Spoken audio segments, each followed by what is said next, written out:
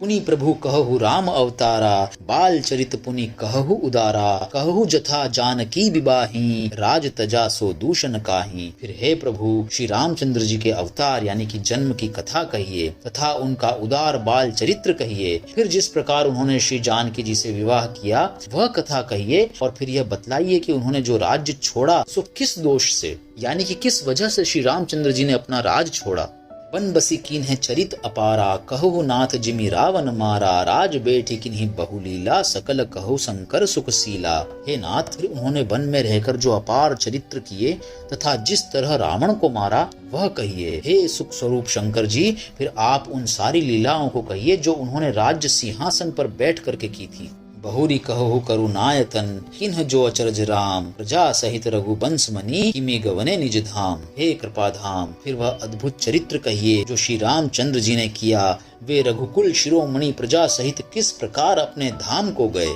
पुनि प्रभु कहु सो तत्व बखानी, जेहि विज्ञान मगन मुनि ज्ञानी, भक्ति ज्ञान विज्ञान विरागा, पुनि सब बरनहु सहित विभागा। हे प्रभु, फिर आप उस तत्व को समझा कर कहिए जिसकी अनुभूति में ज्ञानी मुनिगण सदा मग्न रहते हैं, और फिर भक्ति ज्ञान विज्ञान और वैराग्य का विभाग सहित वर्णन कीजिए।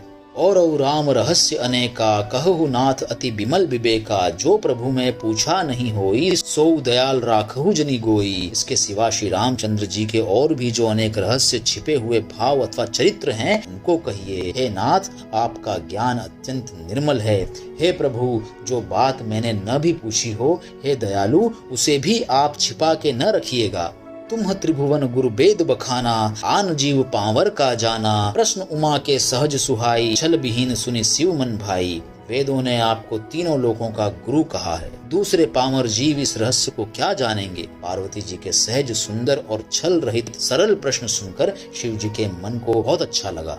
हरहिया राम चरित सब आए, प्रेम पुलक लोचन जल छाए, श्री रघुनाथ रूप उर आवा, परमानंद अमित सुख पावा। श्री महादेव जी के हृदय में सारे राम चरित्र आ गए। प्रेम के मारे उनका शरीर पुलकित हो गया और नेत्रों में जल भर आया। श्री रघुनाथ जी का रूप उनके हृदय में आ गया, जिससे स्वयं परमानंद स्वरूप शिव जी ने भी अपार सुख पाया।